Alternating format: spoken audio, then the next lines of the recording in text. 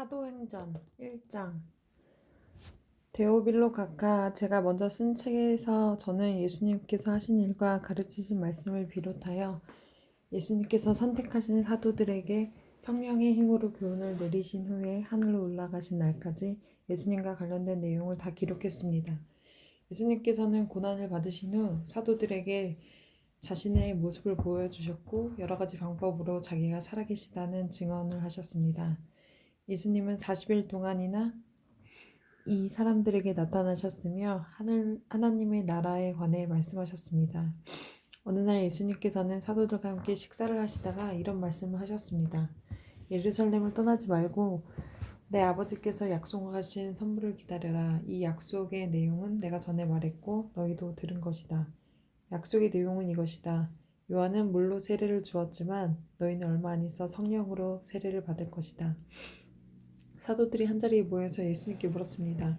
주님께서 이스라엘을 다시 회복시킬 때가 지금입니까? 그러자 예수님께서 대답하셨습니다. 때와 시기는 오직 하나님의 권한으로 정하신 것이니 너희가 알 일이 아니다. 다만 성령이 너희에게 오시면 너희는 권능을 받아 예루살렘과 온 유대와 사마리아와 그리고 땅끝까지 가서 내 증인이 될 것이다. 예수님께서는 이 말씀을 하신 뒤에 그들이 보는 앞에서 하늘로 올라가셨습니다. 그가 올라가시는 모습을 구름에 가려 보이지 않았습니다. 예수님께서 올라가실 때에 그들은 하늘만 쳐다보고 있었습니다. 그런데 갑자기 흰 옷을 입은 두 사람이 나타나 그들 곁에 섰습니다. 두 사람은 그들을 향해 갈릴리 사람들이 왜 여기 서서 하늘을 쳐다보십니까? 여러분은 떠나 하늘로 올라가신 이 예수님께서는 여러분이 본 그대로 다시 오실 것입니다. 라고 말했습니다. 그런 뒤에 사도들은 올리브산을 떠나 예루살렘으로 돌아갔습니다. 올리브산은 예루살렘에서 가까워 안식일에도 걸어갈 수 있는 거리였습니다. 그들은 예루살렘에 들어와서 그들이 묵고 있는 다락방으로 올라갔습니다. 다락방에 모인 사람들은 베드로와 요한, 야고보와 안드레, 빌립과 도마, 바돌로메와 마테, 일페오의 아들 야고보와 열심당원 시몬, 그리고 야고보의 아들 유다였습니다. 이 사람들은 여자들과 예수님의 어머니 마리아와 예수님의 동생들과 함께 꾸준히 한마음으로 기도하였습니다. 며칠 후 약 120명이 되는 신자들이 한자리에 모였습니다. 베드로가 자리에 일어나 말했습니다. 형제 여러분, 성령께서 다윗을 통해 유다에 관해 말씀하신 것 중에 유다가 예수님을 잡아가는 사람들의 앞잡이가 될 것이라고 예언한 성경 말씀이 이루어졌습니다. 유다는 우리와 행동을 같이 했던 사람이며 우리처럼 사도직을 맡았던 사람이었습니다. 유다는 의롭지 못한 행동을 한 대가로 받은 돈으로 밭을 샀습니다. 그리고 바로 이 밭에서 거꾸로 떨어져 배가 터지고 창자가 밖으로 나온 채 죽었습니다. 예루살렘에 사는 사람이라면 누구나 이 소문을 들어 알고 있습니다. 그래서 사람들은 이 밭을 자기들 말로 아겔다마라고 부르고 있습니다. 아겔다마란 피의 밭이란 뜻입니다. 시편에 다음과 같이 기록되어 있습니다. 그의 집을 폐허로 만드시고 아무도 그곳에 살지 못하게 하소서. 또 시편 다른 곳에서는 다른 사람이 그의 직책을 차지하게 하소서 하고 기록되어 있습니다. 그러므로 주 예수님께서 우리와 함께 이곳저곳 다니셨던 동안 우리와 같이 다녔던 사람 중에 한 사람을 뽑아야겠습니다. 뽑힐 사람은 요한이 사람들에게 세례를 주던 때부터 예수님께서 우리를 떠나 하늘로 올라가실 때까지 우리와 함께 있던 사람이어야 합니다. 그 사람은 우리와 함께 예수님의 부활을 증언하는 증인이 될 것입니다. 그러자 사람들은 유스도라고 알려져 있고 바사바라고 불리는 요셉과 마띠아 두 사람을 추천했습니다. 그때 사도들은 주님께서는 모든 사람의 마음을 아십니다. 주님께서는 이 두 사람 중 누구를 선택하셨습니까? 자기 직분을 떠나 자기가 원래 속했던 곳으로 간 유다를 대신해서 이 사도의 직분을 맡을 사람이 누구인지 저에게 보여주십시오 하고 기도했습니다. 기도를 마친 후 제비를 뽑아보니 마띠아가 뽑혔습니다. 이때부터 마띠아는 다른 11사도와 함께 사도가 되었습니다. 오순절이 되어 제자들이 한 곳에 모두 모였습니다. 그때 갑자기 하늘에서 세찬 바람 소리 같은 것이 나더니 사람들이 앉아있던 집안을 가득 채웠습니다. 그리고 혀처럼 생긴 불꽃이 사람들 눈앞에 나타났습니다. 그 불꽃은 여러 갈래로 갈라져 그곳에 모인 한 사람 한 사람 위에 머물렀습니다. 사람들은 다 성령으로 충만해졌습니다. 그리고 성령께서 말씀하시는 대로 자기들의 언어와 다른 외국어로 말하기 시작했습니다. 예루살렘에는 세계 각 나라에서 온 경건한 유대인들이 머물고 있었습니다. 이 말소리가 나자 많은 궁중들이 모여들었습니다. 그들은 믿는 사람들이 자기네 나라 말로 말하는 것을 듣고는 모두 놀랐습니다. 군중들은 너무 놀라 이상히 여기며 말했습니다. 보시오, 말을 하는 이 사람들은 모두 갈릴리 사람이 아닙니까?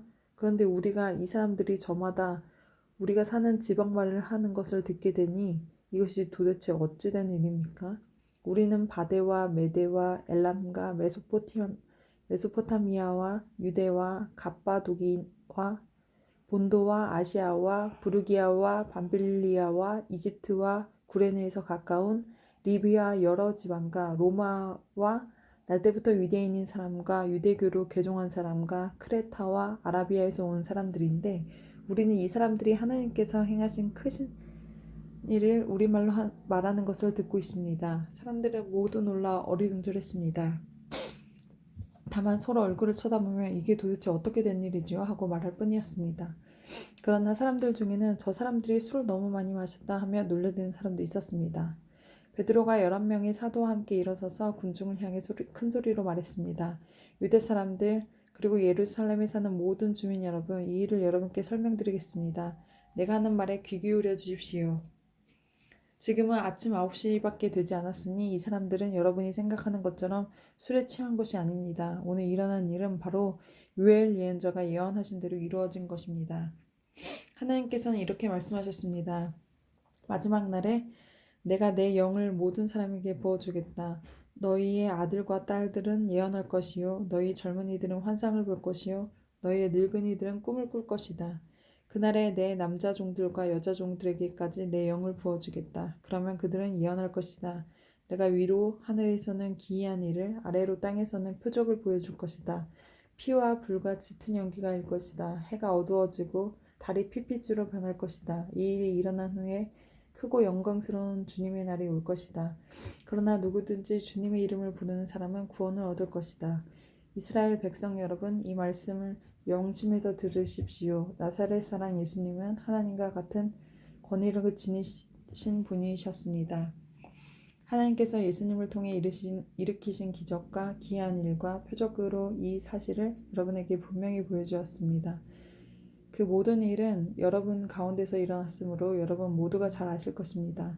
이 예수님은 여러분에게 넘겨졌고 여러분은 악한 사람들의 손에 빌어 예수님을 십자가에 못 박혀 죽으셨습니다. 이 모든 일을 하나님께서는 이전부터 알고 계셨을 뿐만 아니라 여러분이 행하신 일도 하나님께서 오래전에 세워놓으신 계획대로 된 것이었습니다. 하나님께서는 예수님을 다시 살리셨습니다. 죽음의 고통에서 그분을 풀어놓으셨습니다. 그것은 죽음이 예수님을 붙잡아 둘 수 없었기 때문입니다. 다윗이 예수님을 가리켜 말한 것이 있습니다. 나는 내 앞에 계신 주님을 항상 뵙습니다. 주님께서 내 오른편에 계심으로 내겐 흔들림이 없습니다. 그러므로 내 마음은 기쁨으로 내 혀는 즐거움으로 가득 차 있습니다. 내 몸도 소망 속에 살 것입니다. 주님께서는 나의 무덤에 내버려 두지 않으시며 주님이 거룩한 분을 썩지 않게 하실 것입니다. 주님께서는 내게 생명의 길을 알려주셨습니다. 주님께서는 나와 함께 계시면서 내게 기쁨을 가득 채우실 것입니다. 형제 여러분, 나는 우리 조상 다윗에 대하여 여러분에게 자신 있게 말씀드릴 수 있습니다. 다윗은 죽어 땅에 묻혔으며 그의 무덤은 오늘날까지 우리 가운데 남아 있습니다. 하나님께서는 다윗에게 그의 자손 가운데 한 사람을 택하여 다윗의 보좌에 앉게 하실 것이라고 맹세하셨습니다. 다윗은 예언자여서 하나님께서 맹세로 약속하신 이 내용이 무엇을 가리키는지 잘 알고 있었습니다. 다윗은 이 내용을 미리 알고서 그리스도의 부활에 대해 이렇게 말했습니다. 그분은 무덤에 계속 머물러 있지 않았고 그분의 몸은 썩지 않았다. 이 말씀대로 하나님께서는 예수님을 다시 살리셨습니다. 우리 모두가 이 일의 증인입니다. 하나님께서 예수님을 높은 곳에 올려 하나님의 오른편에 앉히자 예수님은 하나님 아버지께서 약속하신 성령을 받아 지금 여러분이 보고 들은 것처럼 우리에게 부어주셨습니다. 다윗은 하늘로 올라가 본 적은 없었지만 이렇게 말했습니다. 하나님께서 내 주님께 말씀하시기를 내 오른편에 앉아 있어라. 내가 내 원수들을 내 발 아래 둘 때까지 그러므로 모든 이스라엘 백성이 분명히 알아야 할 것이 있습니다. 여러분이 십자가에 못 박은 이 예수님은 하나님께서는 주와 그리스도가 되게 하셨다는 사실입니다. 사람들은 이 말을 듣고 마음이 찔렸습니다. 그래서 베드로와 다른 사도들에게 우리가 어떻게 하면 좋겠습니까? 라고 물었습니다. 베드로는 이렇게 대답했습니다. 회개하고 여러분은 각각 예수 그리스도의 이름으로 세례를 받으십시오. 그러면 여러분의 죄는 용서받을 것이며 성령을 선물로 받게 될 것입니다. 이것은 여러분과 여러분의 자녀뿐만 아니라 먼 곳에 떨어져 사는 사람들, 즉 우리 하나님께서 부르시는 사람들에게 주시는 약속입니다. 베드로는 이 밖에도 다른 여러 말로 그들에게 호소하고 이 약한 세대에 구원을 받으라고 권하였습니다. 베드로의 설교를 받아들인 사람들은 세례를 받았습니다. 그날 믿은 사람의 수는 3,000명이나 되었습니다.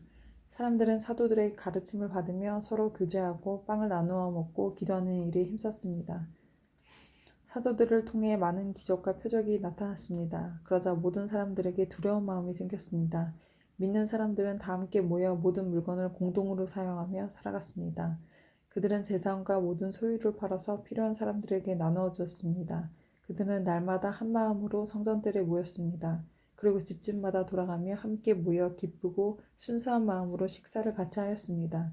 그들은 하나님을 찬양하였으며 모든 사람에게 칭찬을 받았습니다. 주님께서는 구원받는 사람을 날마다 늘어나게 하셨습니다. 3장. 어느 날 오후 3시에 기도하는 시간이 되어 베드로와 요한이 성전으로 올라가고 있었습니다. 성전 문에는 태어날 때부터 걷지 못하는 사람이 앉아 있었습니다. 사람들이 그 사람을 날마다 메고 와서 아름다운 문이라고 불리는 성전 문에 앉혀놓고 성전에 들어가는 사람들에게 구걸하게 하였습니다. 베드로와 요한이 막 성전으로 들어가려는 것을 보고 걷지 못하는 사람은 그들에게 구걸을 하였습니다. 베드로는 요한과 함께 그 사람을 눈여겨본 후에 우리를 보시오 하고 말했습니다. 그 걷지 못하는 사람은 무언가 얻을 것을 기대하면서 두 사람을 쳐다보았습니다. 그러나 베드로는 이런 말을 하였습니다. 은과 금은 내게 없으나 내게 있는 것을 당신에게 주겠소. 나사렛 예수 그리스도의 이름으로 일어나 걸으시오. 이 말을 하면서 베드로는 그 사람의 오른손을 잡아 일으켜 세웠습니다. 그러자 그 사람은 다리와 발목에 힘이 생겼습니다. 그 걷지 못하던 사람이 벌떡 일어나 걷기 시작하였습니다. 그는 두 사람과 함께 성전으로 들어가 걷기도 하고 껑충껑충 뛰기도 하면서 하나님을 찬양하였습니다. 모든 사람이 걷지 못하던 사람이 걸어다니는 것과 하나님을 찬양하는 것을 보았습니다. 사람들은 그가 전부터 성전의 아름다운 문화에 앉아 구걸하던 바로 그 사람이라는 것을 알고서 눈앞에 벌어진 이 일로 인해 크게 놀라며 이상하게 생각했습니다. 그 사람은 베드로와 요한을 꼭 붙들고는 놓아주질 않았습니다. 사람들이 모두 놀라 베드로와 요한을 보러 솔로몬의 행각이라고 부르는 곳으로 몰려들었습니다. 베드로가 이 사람들을 보고 말했습니다. 이스라엘 백성 여러분, 왜 이 일로 놀라십니까? 왜 그런 눈으로 우리를 보고 계십니까? 우리의 능력이나 우리의 경건함 때문에 이 사람이 걸을 수 있게 되었다고 생각하십니까? 우리의 조상의 하나님이신 아브라함과 이삭과 야곱의 하나님께서 그분의 종이신 예수님을 영화롭게 하셨습니다. 여러분은 예수님을 넘겨주어 죽게 했습니다. 빌라도가 그분을 풀어주자고 선고했을 때도 여러분은 빌라도 앞에서 그분을 부인했습니다. 여러분은 거룩하고 의로우신 예수님을 풀어주는 것을 반대하고 그 대신 살인자를 풀어달라고 요구했습니다. 마침내 여러분은 생명의 주님을 죽였습니다. 하지만 하나님께서는 그분을 죽은 자 가운데서 다시 살리셨습니다. 우리는 이 일의 증인입니다. 예수님의 이름을 믿는 믿음 때문에 여러분이 보고 아는 이 사람이 건강하게 되었습니다. 여러분 모두 보시다시피 예수님의 이름과 그분을 믿는 믿음으로 이 사람이 완전한 치료를 받을 것입니다. 형제 여러분, 저는 여러분들이 여러분의 지도자들처럼 예수님이 어떤 분인지 잘 알지 못하여 이런 일을 행했다는 것을 압니다. 하지만 하나님께서는 모든 예언자들을 통해 그리스도께서 고난을 당하실 것이라고 미리 말씀하셨던 것을 이렇게 이루어졌습니다. 그러므로 여러분은 회개하고 하나님께로 돌아오십시오. 그리하면 여러분의 죄는 씻음받을 것입니다. 주님께서 주신 새로운 때가 올 것입니다. 또 주님께서 여러분을 위해 미리 정하신 그리스도 예수를 보내주실 것입니다. 예수님은 하나님께서 오래전부터 그의 거룩한 예언자들을 통해 약속하신 대로 모든 것을 원래의 모습대로 회복시킬 때까지 하늘에 머물러 계셔야만 합니다. 모세가 전에 이런 말을 하였습니다. 너희 주 하나님께서 너희 형제들 중에 나와 같은 예언자 한 사람을 세우실 것이다. 너희는 무엇이든 그분이 하시는 말씀을 귀 기울여야 한다. 누구든지 그분의 말을 듣지 않는 사람은 하나님의 백성 가운데서 끊어질 것이다. 사무엘을 비롯해서 그의 뒤를 이어 하나님의 말씀을 전한 모든 예언자들이 이 시대에 대해 예언하였습니다. 여러분은 예언자들의 후손들이며 하나님께서 여러분과 조상과 맺으신 언약의 후손들입니다. 하나님께서는 아브라함에게 이런 말씀을 하셨습니다. 내 자손을 말미암아 땅에 있는 모든 민족이 복을 받을 것이다. 하나님께서 하나님의 종을 세우셔서 여러분 한 사람 한 사람 악한 길에 돌이키게 하시고 복을 주시려고 그분을 먼저 여러분에게 보내셨습니다. 아멘.